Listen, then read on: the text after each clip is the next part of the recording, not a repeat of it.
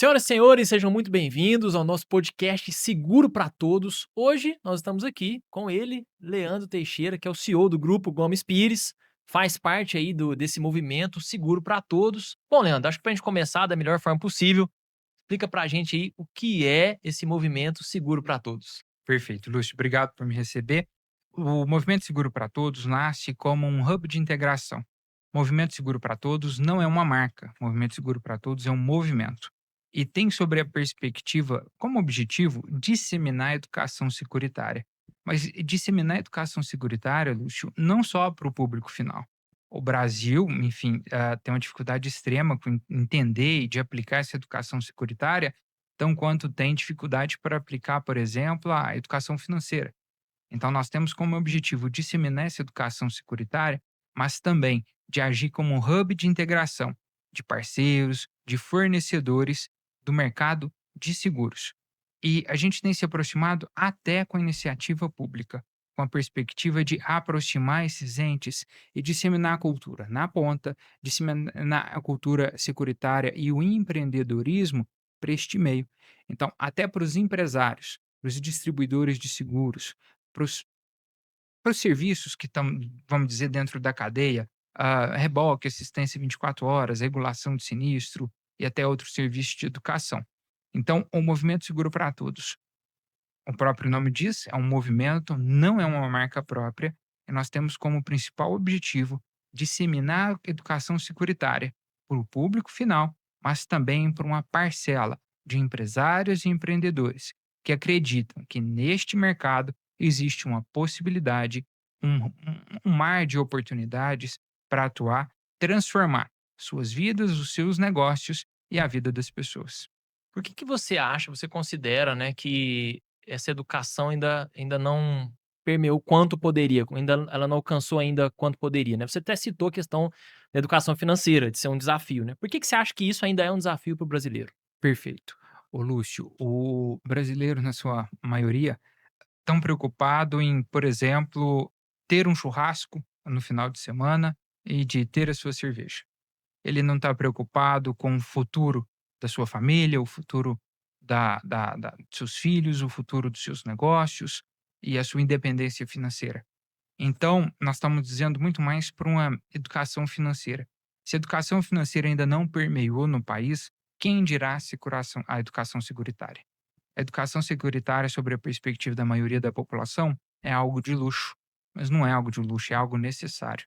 E a educação securitária está muito mais para entender, pô, como eu vou zelar da sucessão com os meus filhos, sendo que eu ainda não tenho independência financeira e eu não possuo um seguro de vida. Então, partindo do pressuposto que você está trabalhando, você quer formar uma reserva, você quer ter independência financeira. Nós somos jovens, nós vamos pensar que a gente quisesse ter essa independência aos 50 anos. E nesse intervalo, por algum motivo, a gente não esteja mais aqui, como ficam nossos filhos? Como fica a nossa família?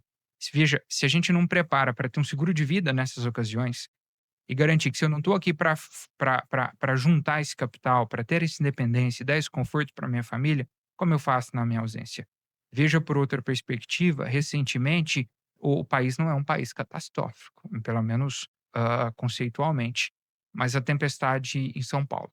Os prejuízos que ela causou, e nem digo a falta da energia, eu digo a própria tempestade, os destelhamentos, a queda das árvores, ah, carros, estoques acabados, estruturas danificadas. A maioria não tem seguro. E aí nós estamos dizendo que a educação securitária não permeia, até pelo fato de ser barreira à educação financeira e depois a educação securitária, um grau de prioridade, mas a população ainda não tem consciência da relevância de ter esse produto, de ter esse serviço.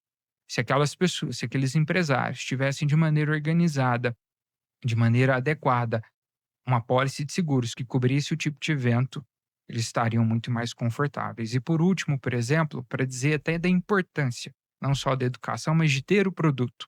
Eu vi algum recorte no Instagram, algum vídeo, que uma usina em Chapecó, uma funilaria e pintura de Chapecó pegou fogo. E tinha lá uma Volvo que tinha chegado para fazer o reparo num para-choque. Era para fazer a pintura de um para-choque.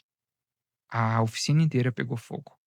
E aí os proprietários não tinham uma apólice de seguros, estão com prejuízo, não só de ter perdido toda a oficina, mas de indenizar, de reembolsar todos os seus clientes na casa de R$ 1 milhão. Então, se a gente tivesse, veja bem as frentes da educação securitária, despertar o interesse, mostrar que não é um produto de luxo e que ele ainda é um produto para garantir aquilo que se já conquistou e quem dirá garantir aquilo que você não conquistou, pensando no quesito sucessório. Então, temos um grande desafio: disseminar a educação securitária no país. E o benefício que traz, me parece ser muito claro, isso é um benefício muito grande perto de um valor muito pequeno, frente a esse benefício, né. É estranho as pessoas não quererem fazer isso, porque o benefício é enorme. Eu não sei se as pessoas acham que, vai ser um valor muito caro, acham que é algo inacessível, né. O que que você acha que pode que tem feito, né, além dessa questão da não consciência, né, de fazer as pessoas desistirem, né. Existe, a falta de informação, existe uma desconfiança do mercado? O que que você acha que pode acontecer para as pessoas não realizarem esse tipo de seguro? Perfeito. Em algumas frentes, por exemplo, o ramo de automóveis, em algum momento até pôde se discutir a desconfiança por existir algumas operações paralelas que não são regulamentadas, como, por exemplo, das proteções veiculares que estão em regulamentação. Tem algumas companhias que apostam na distribuição por MGA, porque o MGA está na ponta e o MGA consegue conversar com o público. Então, uma companhia que consegue conversar muito bem com a região sudeste, São Paulo, que seja Rio, Rio já tem suas particularidades, mas ela não consegue conversar de maneira satisfatória com o pessoal do Rio Grande do Sul, nem tampouco com o pessoal de Caruaru, para a região Nordeste. Então, falta uma oferta de produto adequado e falta uma linguagem similar ou tão quanto parecida com o público, para que ele entenda de fato qual a relevância do seguro, qual a relevância, enfim, a entrega do produto e do serviço, e essa conscientização acaba por acontecer. Me explica melhor o que que é, né, para as pessoas entenderem, o que que é um MDA? O MDA está pacificado na resolução 431 da SUSEP, e nós estamos dizendo de um representante de seguros, um agente geral de seguros. Um modelo de negócio já muito pacificado no exterior e que dentro do Brasil ele ainda é, digamos, incipiente. A figura do representante de seguros, com exceção da assunção do risco, ele pode desempenhar todos os papéis que as companhias de seguro fazem. Então, tirando a parte de assumir o risco, ele pode ajudar na subscrição do risco, na escolha do cliente, na emissão da apólice, na cobrança dos prêmios. Então, ele vai arrecadar, ele vai boletar, ele vai intermediar a arrecadação dos prêmios, ele pode fazer a regulação do sinistro, ele pode auxiliar desde a abertura, todo aquele workflow do sinistro, seja para terminar com a indenização do cliente no caso de PT, ou ainda o reparo do veículo ou o reembolso das despesas, dependendo do que tivesse dentro das condições. E ele pode também, e é o que a gente vê com certa frequência, ser o canal que conversa com o consumidor final, entende a necessidade do consumidor final e leva para dentro da companhia de seguros a requisição, a construção de um produto ideal e sob medida para o cliente final, e a companhia de seguros serve como regulatório, óbvio, como regulatório, mas também como estrutura para que fomente, para que viabilize a atuação do MGA. E algo não tão complexo, mas novo, porque a gente tem de Brasil também. Então o MDA é um caminho bem é um caminho melhor aí para que as pessoas possam realmente realizar aí o que seria uma empresa de seguros, Perfeito. seria isso? Se a gente considerasse, o Lúcio, num nível de dificuldade, de complexidade para quem é novo entrante, para quem quer operar no mercado de seguros, a figura do MGA, digamos, estava no primeiro degrau, seguido talvez de algumas iniciativas que foram direto para sandbox e outras iniciativas que fizeram um pleito e a obtenção da licença S4, S3, S2 e S1. Para quem não é do mercado, essa classificação quanto a porte da companhia leva à exigência de capital, à assunção de alguns riscos. Então, algumas para grandes riscos, outra para outra operação. E digamos que S4, S3, S2 e S1 onde o mais complexo dessa operação estaria no S1 e a assunção também de grandes riscos. E para a figura do MGA, para quem não tem experiência prévia no mercado ou não quer operar como seguradora, é uma baita solução, é uma baita oportunidade. Quem são as principais entidades, empresas que podem se beneficiar desse MGA? Perfeito. Sobre a minha perspectiva, a distribuição da companhia de seguros, quando neste canal é certa para o consumidor final, porque ele tem propriedade, ele consegue trazer essa sensibilidade lá da ponta, mas ainda ele auxilia grandemente a companhia de seguros nesta operação, porque ele dá eficiência operacional para a companhia de seguros. Então vamos lá, se eu tenho uma companhia de seguros que está atuando aí com 100.000 apólices, um exemplo. Só para facilitar a conta, eu deveria ter uma estrutura de pessoal X. Se eu aposto na distribuição pelo canal do MGA, mas não só da distribuição, mas principalmente pela operação dentro da companhia de seguros, eu vou ter uma eficiência muito maior, principalmente em relação a pessoas, a time, a processos, porque ele é uma extensão da companhia de seguros e ele auxilia grandemente nessa atuação. E tem várias perspectivas para se avaliar para os empresários, para os empreendedores que querem investir no ramo de seguros, sobre a perspectiva deles, é um ganho extraordinário, porque MGA, para se ter noção, tem uma margem de contribuição, uma lucratividade muito maior do que as companhias de seguro. Então, se eu quero criar uma solução e eu sou fim ou meio, se eu sou fim, eu deveria ser MGA. Se eu sou meio, eu poderia ser uma companhia de seguros. E o que se vê na maioria das iniciativas é uma expectativa de ser fim, não de ser meio. Então, se eu sou MJ, eu atuo e sou uma extensão da companhia de seguros, mas eu sou fim porque eu entrego para o cliente final a solução, o serviço, o produto que ele me solicitou. Se eu sou companhia de seguros, eu sou meio. Eu atuo entre o regulador e a ponta que faz a distribuição e o que eu vejo também é uma necessidade aí de calibrar esses entendimentos, porque tem com bastante frequência alguns players, algumas soluções que procuram ser meio. Essa expectativa dela é de ser fim, é de entregar algo na ponta, é de ser dona do cliente, e aí a gente também tem esse esforço de pacificar esses entendimentos. Legal. Me parece que o movimento Seguro para Todos, ele apoia, né, iniciativas que desejam se regularizar, né, com MGA. E me parece também que numa outra ponta, existe um certo mito, né, de que o MGA é um bicho de 7 cabeças, de que é muito difícil, de que é impossível, é burocrático, enfim, o MGA me parece às vezes ter essa característica para algumas pessoas. Afinal, é um bicho de 7 cabeças? Não é um bicho de 7 cabeças, requer empenho, requer um investimento inicial muito mais baixo se comparado a ingressar no mercado regulado. Eu quero entrar, eu quero, dentro do ambiente de sandbox, um capital base de 1.000.000, dentro de S4, S3, S2 e S1, dependendo da região, pode ter um investimento até de capital mínimo de 15.500.000, mas existe, e olha para você ver que hoje a gente tem condições de ver players que se posicionam como MGA, que fizeram toda uma trajetória, às vezes, de transformar o seu negócio ou de monetizar o negócio que antes não era possível. Eu vi algumas empresas de gestão de aplicativos. Então, a gente tem algum exemplo de era um aplicativo que fornecia solução para o motorista de aplicativo. Ele grava a corrida, ele Legal. faz uma checagem ali de valores, está tudo bem, e para o motorista de aplicativo isso é interessante. Às vezes ele é acusado de alguma situação que ele não fez, algum acidente que ele não provocou, o aplicativo está gravando, Tá tudo enfim. registrado, né? Mas eles tinham dificuldade de monetizar.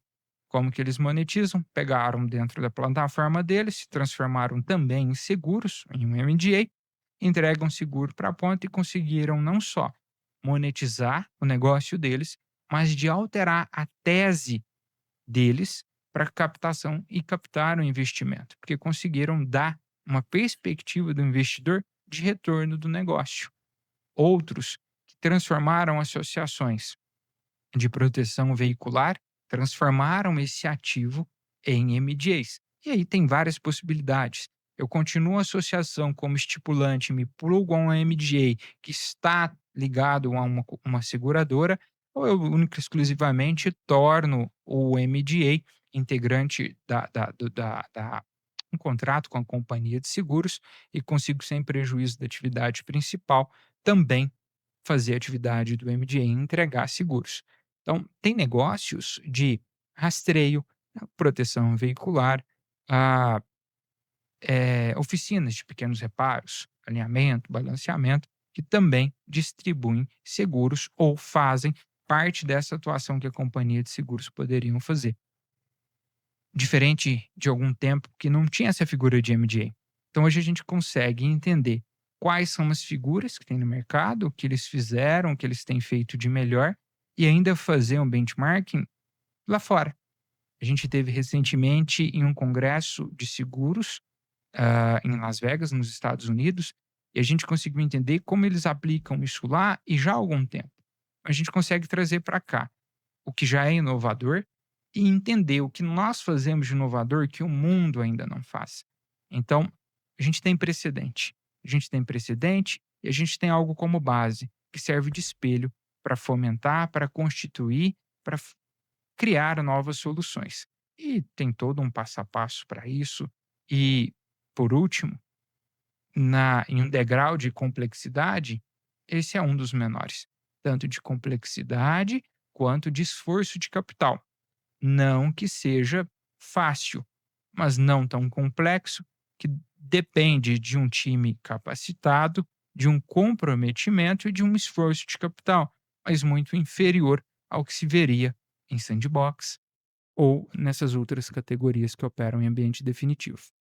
É um caminho mais fácil, né? Pra mim parece ser um caminho mais curto, regularizado, ou seja, você vai tirar ali, qualquer viés de não regularização e ele vai ter um benefício. Pelo que eu entendi, né, vê se tá correto, Leandro.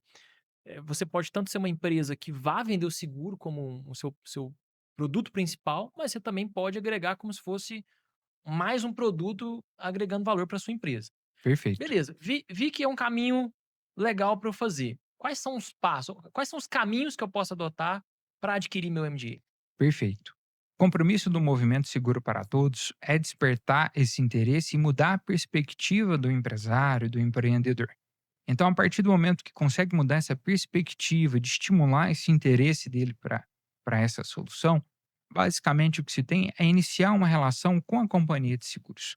Então, vamos pensar que, e concomitante a isso, pode estruturar a operação, não há problema. Mas inicialmente de convencer alguma companhia de seguros que você está capacitado e consegue operar como extensão dessa companhia através da figura do MGA. Interessante seria ter uma base de clientes, uma base de associados, entre outras possibilidades, e ainda como eu disse, concomitantemente, estruturar a operação para isso. Então, se eu tenho uma parte de subscrição de risco, que é a aceitação, eu deveria ter uma solução, eu deveria ter um RP para fazer a gestão. Então, eu tenho que emitir os boletos para faturamento, eu tenho que fazer a gestão dessa inadimplência, eu tenho que demonstrar valor do produto ou do serviço ao cliente, neste caso ao segurado também. Eu tenho que cuidar da parte regulatória. Eu posso, até certo ponto, eu tenho autonomia, eu sou uma extensão da companhia de seguros, para tocar o negócio como eu bem entendo. Entretanto, a assunção do risco e o pagamento do sinistro, o pagamento, eu digo, o desembolso, a logística de pagar, até o MJ pode fazer. Ele pode pagar o sinistro, desde que o dinheiro seja mando e venha da própria instituição de seguros, a seguradora. E preciso pensar em políticas, em governança, na própria Constituição, na alteração dos quinais necessários. Ou eu vou colocar aqui, eu vou fazer de fato serviços à companhia, serviços combinados administrativo de escritório. Eu vou colocar intermediação de negócios, promoção de vendas, entre outras, dependendo do modelo do arranjo. Vai também do planejamento tributário, qual o regime de tributação adequado. Pô, uma parcela do que eu estou faturando é prêmio, eu repasso à companhia de seguros. Preciso excluir isso da minha base de cálculo dos impostos. Se eu estou no Simples Nacional, não faz sentido. Eu vou pagar sobre o faturamento. Ah, mas é minha margem. E aí, algumas situações muito mais técnicas, mas que também se o empresário, o empreendedor, o time tem de fato ali sente de fato uma necessidade de aprendizado, se comportar diferente do que o mercado tem, é mão na roda para que ele possa se capacitar, se qualificar e separar o jogo. Separar o jogo dos, digamos, ali, as ligas, dos amadores dos profissionais. Legal. Enquanto grupo seguro para todos, vocês oferecem essa, para que esse movimento funcione, de fato, como o nome diz, né, Perfeito. segurando a todos, né, vocês oferecem, esses caminhos, né. Como é que hoje o movimento seguro para todos oferece esses caminhos e quais as formas aí, desse pessoal fazer esse MDA? Perfeito. De fato, a gente funciona como um hub de integração. Então, o nosso propósito é ter companhias de seguro, não companhia de seguro. É no plural mesmo. Nós precisamos trazer ao movimento mais de uma companhia de seguro. Nós precisamos trazer para o movimento empresas de tecnologia, empresas que ofereçam soluções do cotidiano da operação, desde solução financeira, para atender chatbots de WhatsApp, máquinas de cobrança, etc., mas também soluções que façam os reportes regulatórios. Então, operando como EDA, extensão da companhia de seguros, eu tenho, por obrigação, zelar da qualidade desses registros, da escrituração, da conciliação adequada, porque isso reflete no balanço da companhia, e a companhia tem por obrigação ofertar essas informações à companhia, à SUSEP, a superintendência. Não só nesse arranjo, recentemente nós trouxemos para o movimento também uma resseguradora, porque a própria companhia tem alguns desafios. A companhia tem um dos principais desafios, o de capital. Quanto mais vende, mais provisionamentos técnicos e reserva de capital, capital mínimo requerido, se faz necessário. Então, ela também tem uma limitação. A Monique Re, resseguradora, a maior do país, do mundo, aderiu ao movimento por entender dessa propositura de disseminar a educação e de despertar nos empresários essa possibilidade de atuar de forma diversa, porque eles entenderam que o modelo da companhia de seguros é relevante para o mercado e pretende construir mercado, trazer novos entrantes, sem problema, sem dificuldade em atender pessoas já seguradas. Mas o movimento tem por propósito, reitero, trazer novos entrantes para o mercado. Bem, Leandro, então agora vamos deixar um último recado para aqueles que nos assistem, né. Então qual que é o recado final aí do seguro para todos aí, para aqueles que estão nos assistindo aqui agora? Perfeito. No portal do Seguro para Todos, portal seguropratodos.com.br, vocês vão encontrar o restante dessas informações, informações complementares, e a gente espera mudar a perspectiva não só do consumidor final, mas também para os integrantes deste hub. Então, lá tem o link para solicitação de contato e para manifestação de interesse de fazer parte deste movimento. Movimento este que integra a solução do mercado privado, a iniciativa pública e entre outros fornecedores do ecossistema. É um convite que a gente faz para que vocês façam parte do sistema, parte do movimento, e a gente consiga, de fato, disseminar a educação financeira também, mas principalmente a securitária no Brasil. Muito bem, muito obrigado, Leandro. Obrigado àqueles que nos assistem e até o próximo episódio. Obrigado.